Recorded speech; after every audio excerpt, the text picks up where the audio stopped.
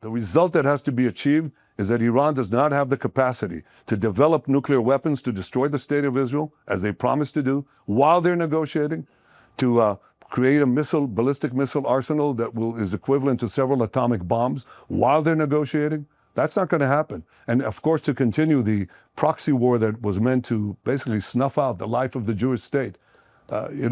We said never again. This is something we've said since the Holocaust. The Jewish people have suffered under the Iranian proxies the worst massacre since the Holocaust. Now they're planning a nuclear holocaust. We're not going to let them get away with it.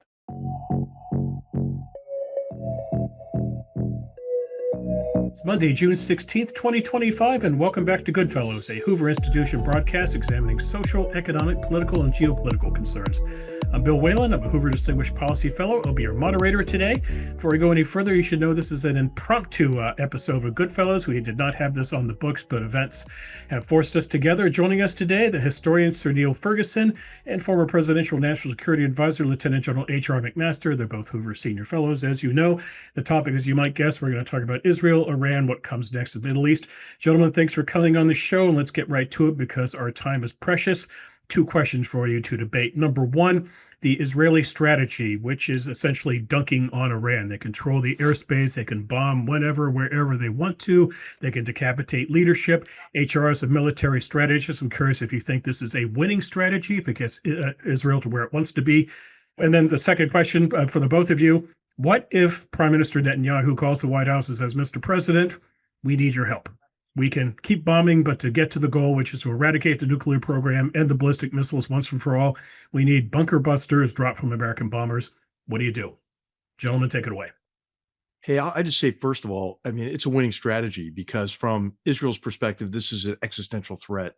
I mean, going back to the Begin Doctrine, which was really revealed in 1981 with Israeli strikes against a nuclear reactor in Iraq, Israel has been determined that a hostile state like Iran, who has professed its desire to destroy Israel and kill all the Jews, cannot have the most destructive weapons on earth.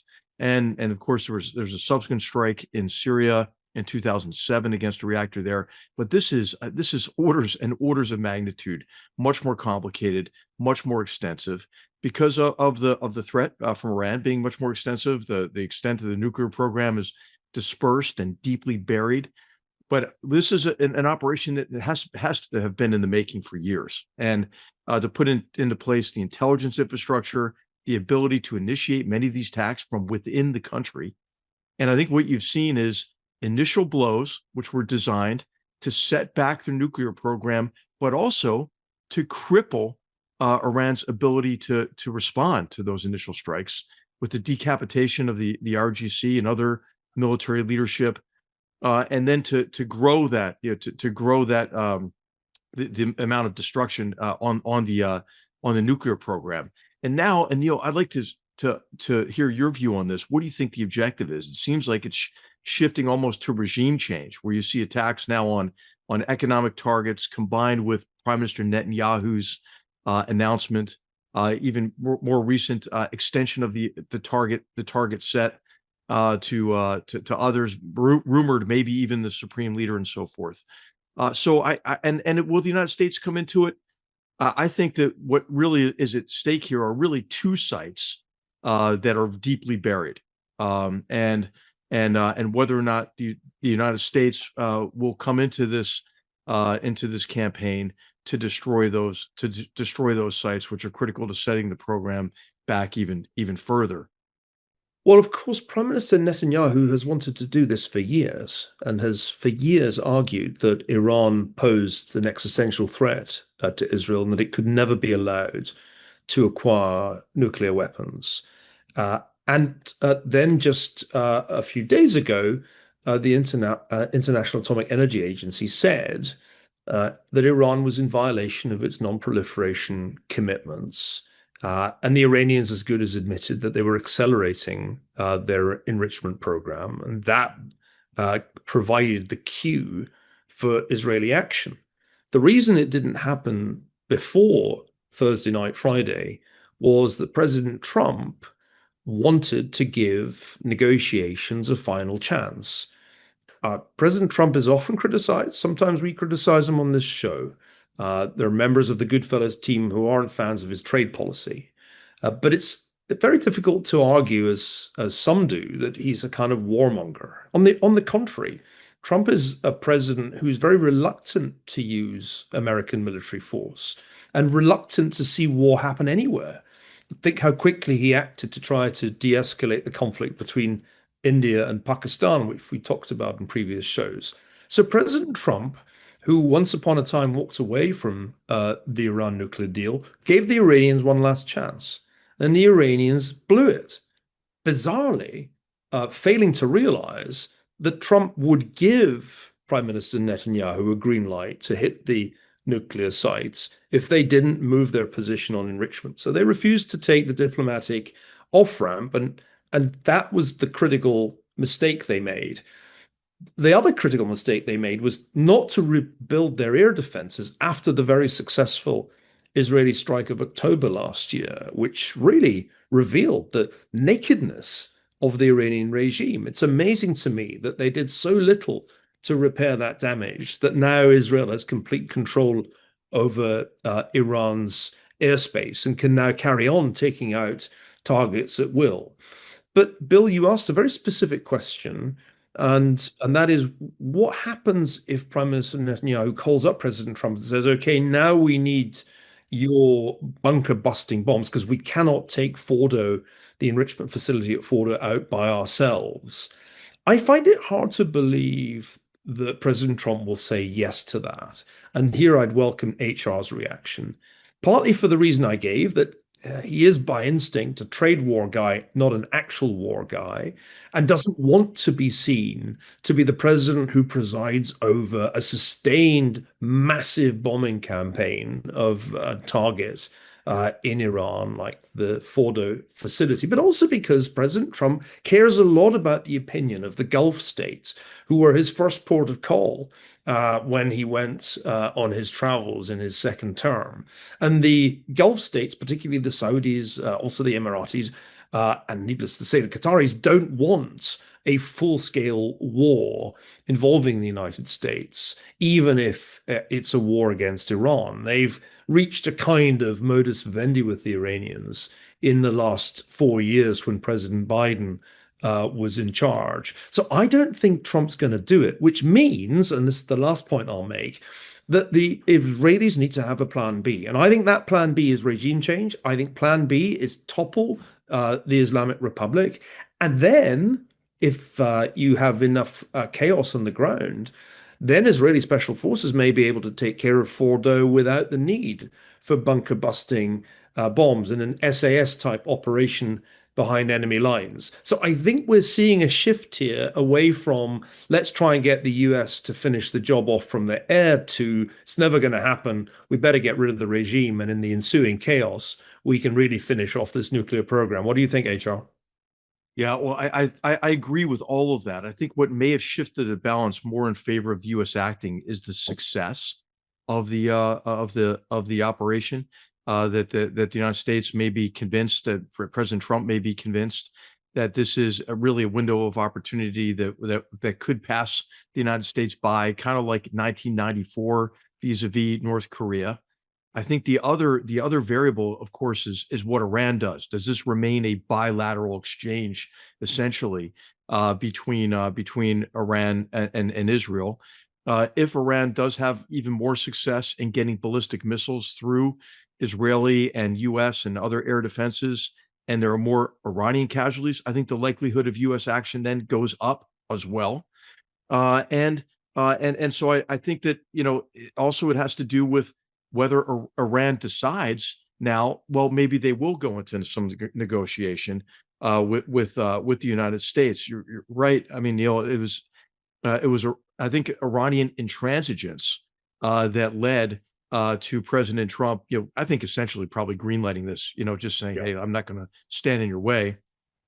And you remember during these negotiations, they had said they're going to actually open up like another site to enrich uranium at the same time as the IAEA came out and declared them no longer in compliance with the Non-Proliferation Treaty. So hey, I think I think there are a lot of variables. Obviously, war defies any kind of easy predictions here.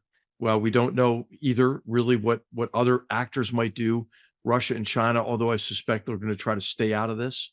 But does Iran try to shut down shipping in the Straits of Hormuz? Do they attack the Emiratis and the Saudis as they said they would? Right? They said, hey, if Israel attacks us, we're gonna blow it up in the Middle East. So I guess question one is, does it stay as a bilateral exchange? I don't, overall, it's unclear, I think, at this stage. And as the regime becomes more desperate, I mean, heck, I mean, Israel has taken out all of the IRGC leadership, as well as I think it's 14 now nuclear scientists. Yep. And so they've demonstrated their ability to go after leaders very effectively. And as the regime becomes more desperate, how does it lash out? It's an amazing illustration, not only of what air power can achieve, but also what human intelligence can achieve, because this operation would not have been nearly as successful without a phenomenal Mossad operation with a great many, obviously, Iranian assets on the ground, aiding and abetting the targeting. So it's a remarkable feat, and we should acknowledge this is another triumph of the Israeli way of warfare. This is a real asymmetry when you consider that the population of Iran is about 9 times that of the population of Israel. And yet Israel has been able to achieve what eluded Vladimir Putin, who could not get dominance of the skies over Ukraine and has therefore had to fight a bloody war of attrition in a very short space of time. Israel has not only dominance of the skies, but it's decapitated the IRGC, which is really the architecture of the regime these days, far more than the clergy. So my sense is that the war has a finite lifespan because there is a limited number of missiles left in the Iranian arsenal. We don't know how many, because we don't know how many were destroyed on the ground, but enough, I think, really to blunt the Iranian retaliation. But it's also the case that Israel doesn't have a limitless supply of interceptors, and it can't fly sorties indefinitely.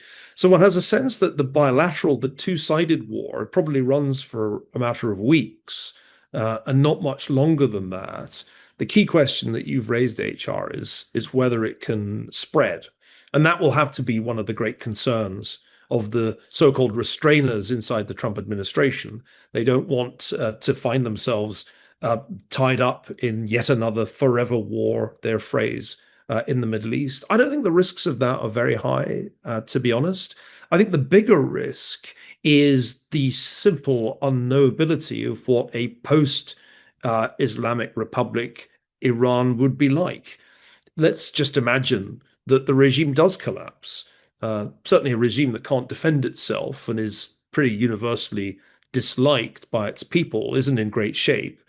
But we don't know what would come after the Supreme Leader Khamenei if he shuffles off this mortal coil with a bit of Israeli help. And that's probably the real imponderable. We don't really know, other than that it's probably pretty messy, right, HR? Yeah, absolutely. And, I think what you've seen is the weakness of the Iranian regime. And but really, as our colleague Stephen Kotkin says, authoritarian regimes don't have to be that strong. They just have to be stronger than any organized opposition. So, and he's right about that. And what they've done is they've suppressed their people, through these various coercive arms, the IRGC, the Basij. They've also tried to co-opt large portions of the population because their commercial interests are controlled by these bunyads, or mainly, the children or people associated with the clerical order or the IRGC. And so, they also have a very conservative, mainly rural population that is supportive of, the rule of the jurisprudent or Velayat al-Faqih, the theocratic dictatorship there. So, and then you have a lot of ethnic minorities. So what you could see is, is what happened into Libya after Gaddafi is gone, except on a much more massive scale. I mean, you pointed out, Iran is a country of 80 or 90 million people. Libya was a country of 6 million people, right? So So I think you could see fragmentation as a scenario. You could also see, though, maybe around the conventional army or some other organization that has never really fully bought in to the theocratic dictatorship there, and that maybe emerge.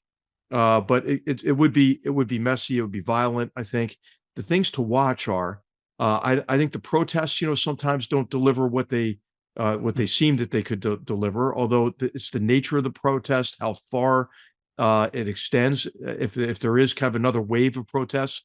But I think what's even more important to watch are maybe strikes, like we saw a trucker strike like two weeks ago, and then also how some of the arms of coercion respond.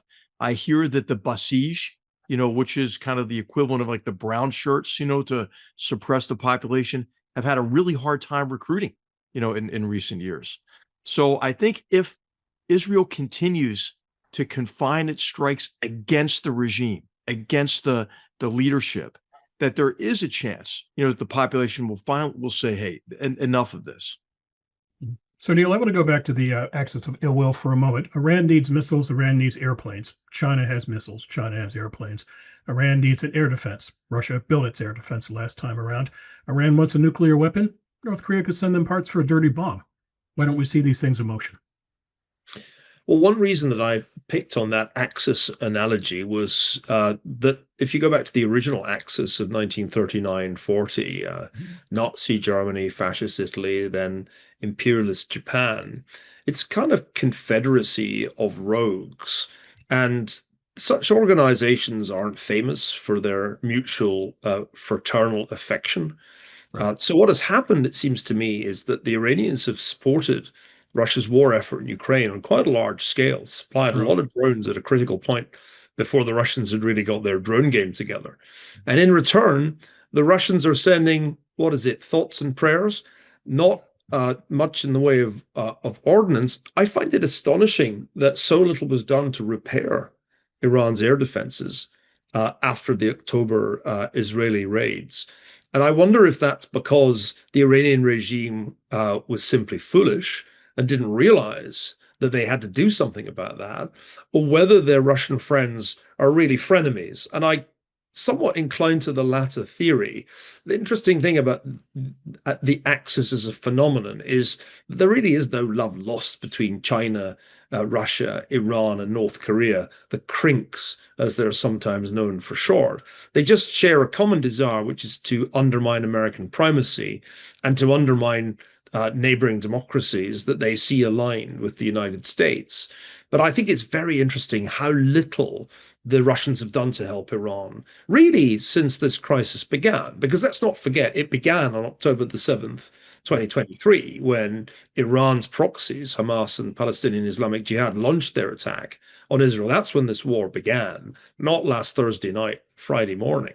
And the Russians, apart from, making the usual offers to act as intermediaries, have been singularly unhelpful to the Iranians where it counts, which is actually supplying them with the hardware that they need to withstand this onslaught.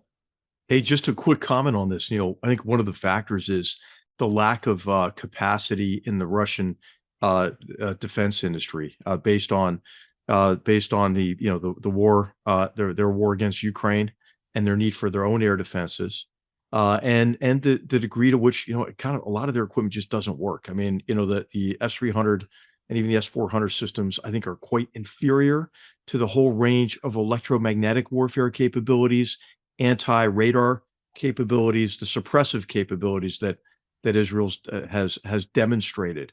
So, I think that's kind of a message to everybody, like, India, other countries. If you're using Russian equipment, it might be time for a change. Of course, the Chinese have to worry about the oil flow, and their view of the Middle East is essentially of a gas station run by various quite crazy people that you don't fully understand. But as long as the oil is flowing and they've been able to get around US sanctions to be the principal customer for Iranian oil exports, they're fine. So I think the Chinese will only get seriously interested in all of this if there's disruption to the flow of oil through the Strait of Hormuz. I don't think Prime Minister Netanyahu has any interest in sending the price of oil skyrocketing. That won't make him popular in the White House, where they have to worry about inflation just as much as their predecessors did. Nor do I think that the Iranians are in any great hurry to start escalating the war in the way that they've threatened to do, including against Saudi Arabia, because if they do that, they increase the probability of US intervention on the Israeli side. So I think the Chinese will be content with the relatively modest spike in oil prices we've seen so far, and won't become directly involved in this. And just a quick note in terms of the axis of aggressors here, China is underwriting the regime by purchasing 97% of Iran's oil. A majority of that flows through pipelines that go out to the northeast of the country, which are quite vulnerable to interdiction. And China is doing everything it can under the radar to support the Iranians. So just last week, they shipped massive amounts of a chemical. I forget the name of it, but a chemical that was critical to reconstituting Iran's ballistic missile fleet. It's an additive that's important for the fuel that propels these missiles. So I think that they are interconnected. China's doing everything it can, I think, to underwrite both the Russian war in Ukraine and to prop up or continue to prop up the theocratic dictatorship in Iran. You already alluded to this, Neil, but what you're going to see the Russians do is posture themselves as the indispensable peace broker. And I heard some announcements from the White House, like inviting them to do that. That would be a huge mistake, to play that. And then what they'll do is try to parlay that into getting the Trump administration to put more pressure on Zelensky and the Ukrainians. So I think that's where the Russians see an opportunity here. I want your both of your senses on where you think Iran is going next. I see very mixed signals. One day we see reports that they want to walk away from nuclear discussions. The next day we see reports they want to re-engage. What do you think is going to happen? Well, I thought the Wall Street Journal got a bit overexcited with its story this morning, suggesting that the Iranians were sort of coming back to the negotiating table. If you read all the way through, you got to the paragraph where it said they hadn't in any way altered their position. Right. Well, that seems to me to be the real headline, despite being completely overwhelmed by Israeli airstrikes and having multiple of their IRGC commanders killed. They still haven't shifted their position on the nuclear negotiations. That's the headline. And as long as that's the case, then Israel can continue to exploit the advantage that it's established in the air. And I fully expect it to do so. Now, at some point, somebody in Tehran may say, we have a choice now, guys. We either go for it, we try and achieve nuclear breakout, we go crazy at the risk of inviting the Americans into this war, or we go back to the negotiating table, we change our position, and we say, you know what, we've thought about it, and President Trump, you're such a great peacemaker that we've come to see the wisdom of your position. And Trump will put that on Truth Social within about 3 seconds. And I think that would not be at all surprising, because it wouldn't be the first time that an Iranian regime had lied its way out of a tight spot. But they're not there yet. And it's surprising to me that they're still hanging tough, given the incredible casualties they're taking. Yeah, I just think we just don't want to underestimate the degree to which the Iranian regime really is driven by an ideology, the ideology of the revolution. I mean, the revolutionaries are in charge.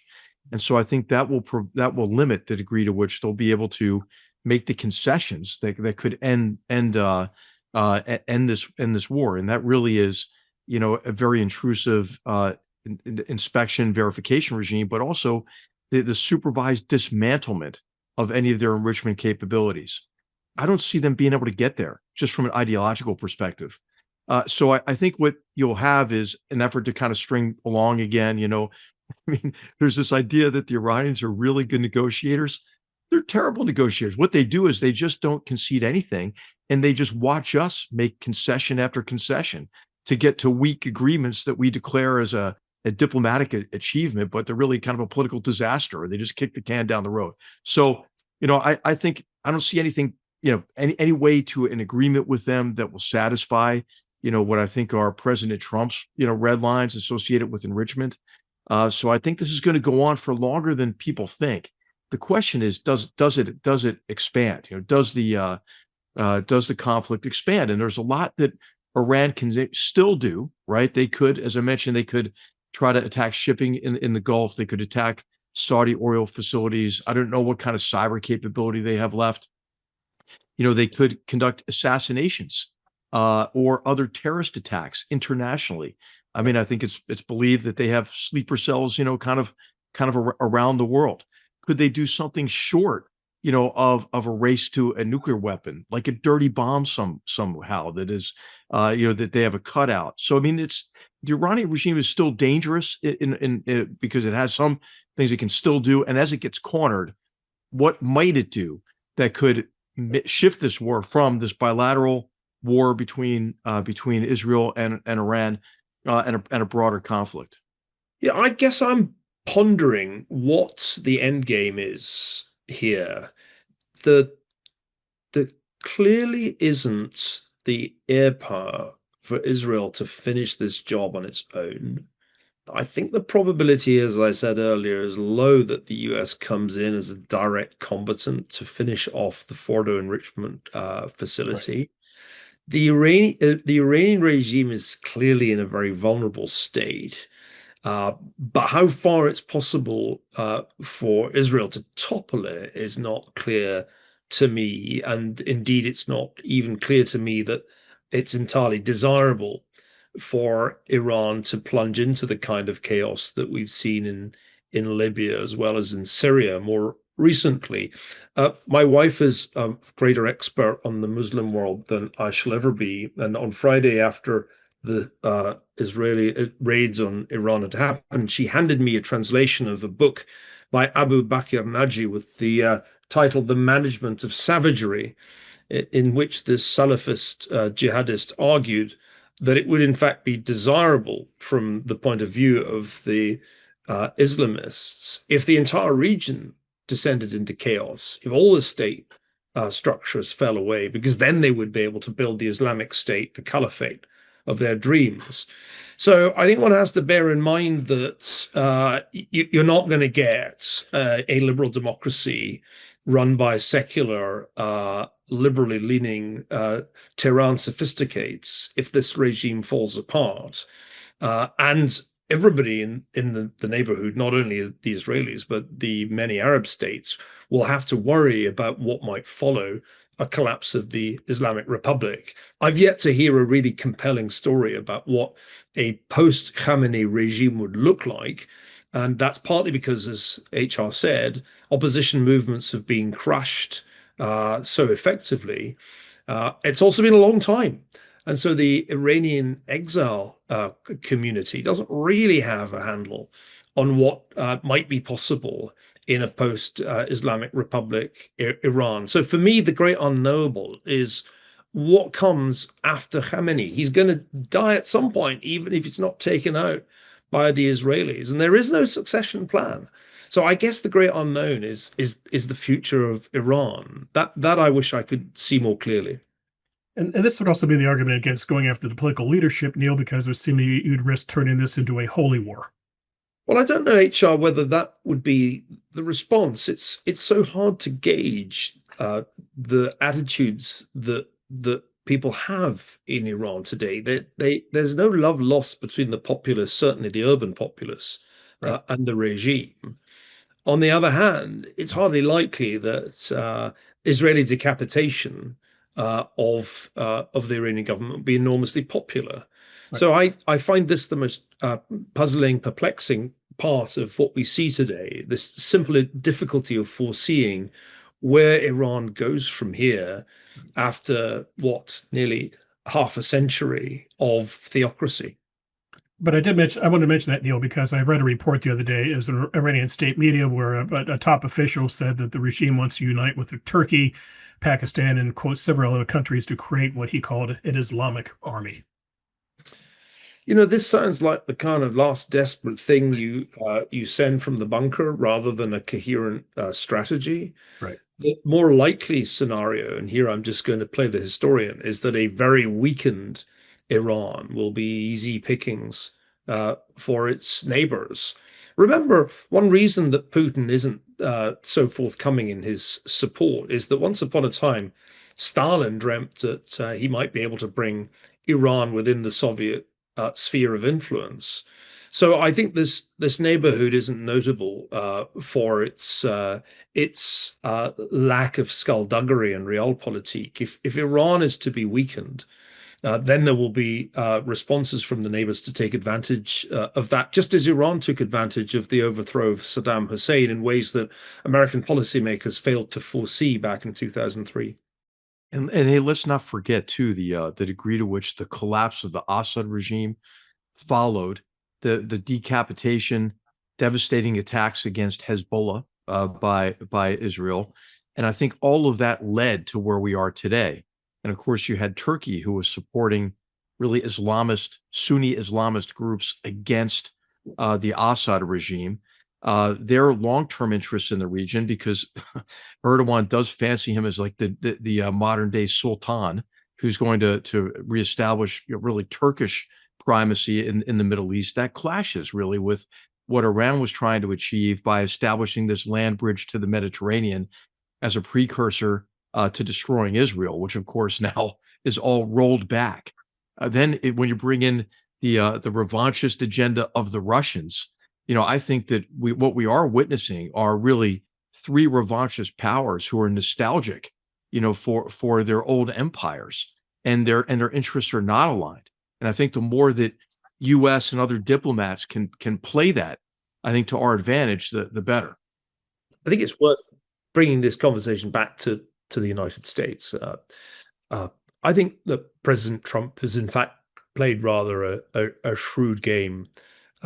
He's retained deniability so that it's been possible for Secretary of State Rubio to say that Israel acted unilaterally on Thursday night. But at the same time, he's been able to argue that the Israeli strikes happened after his 60-day ultimatum to the Iranians had expired. I was certainly taken in by the feint that there were going to be negotiations on Sunday in Oman between Steve Witkoff and the Iranians. I fell for that hook, line, and sinker. So did the Iranians. So there's been some deft diplomacy here. There's also a kind of interesting internal politics to this story.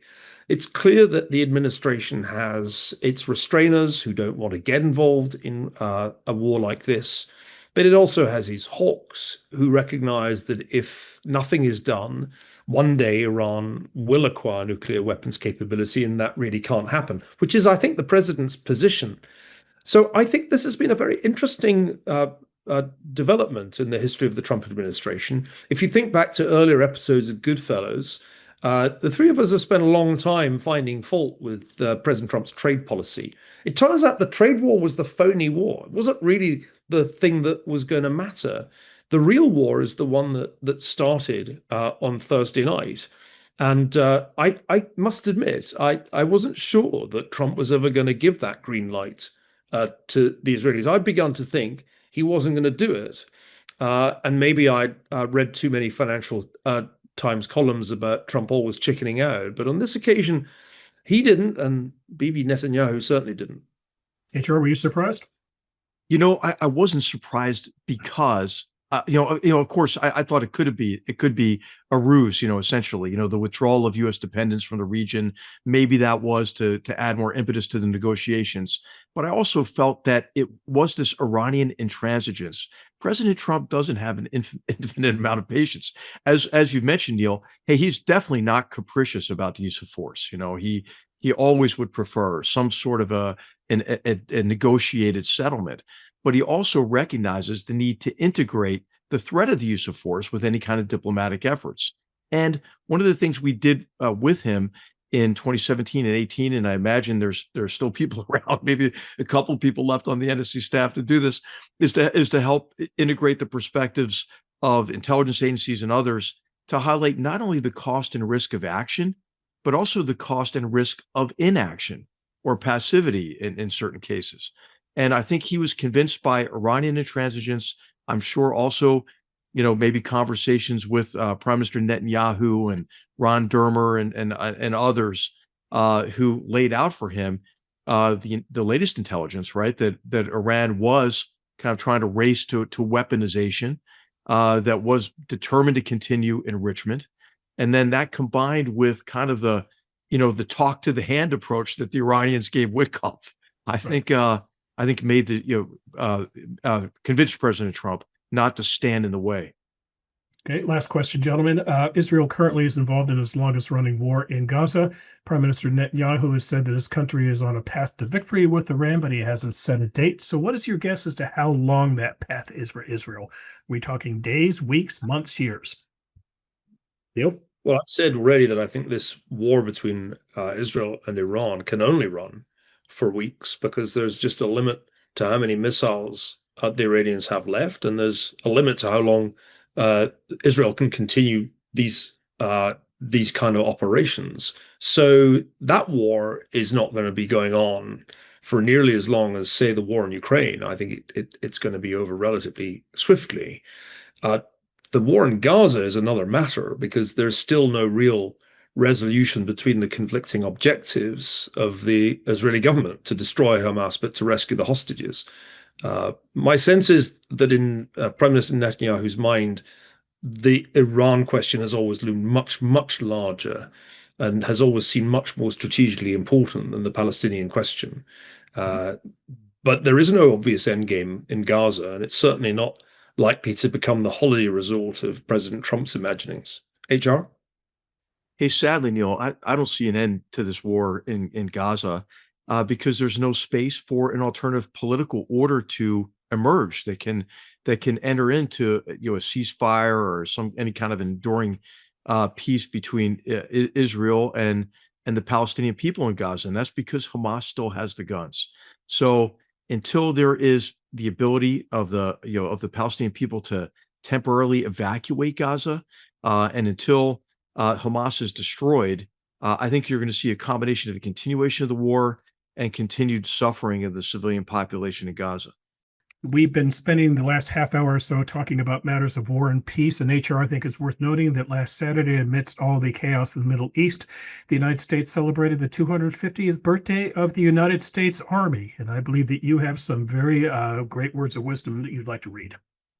Yeah, of course, we celebrated the 250th anniversary of the United States Army, and we celebrated it on the occasion of the Second Continental Congress approving the recruitment of 10 companies of riflemen to go to Boston to support the militias who were laying that British-controlled city to siege.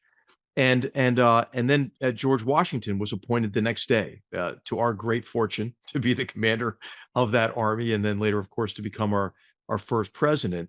But what I'd like to read to you is a quotation from Washington when he addressed the Continental Army on the occasion of their enlistments about to expire. This is now a year later in 1776. And he said to his soldiers, "The fate of unborn millions will now depend, under God, on the courage and conduct of this army." And of course, that was a prophetic observation, because it is our army, and we should say in alliance with the French army and Navy during the revolution that secured our independence. And it's the United States Army that has been fighting to preserve our freedom since the revolution. Wise words, and we salute General McMaster, you, and everyone who has worn the uniform of his country these past 250 years. Gentlemen, we're going to end the conversation there. Thanks for taking time out of your very busy schedules to do this, and I suspect we're going to be talking about this very much in the shows ahead. So take care, both of you, and have a great summer.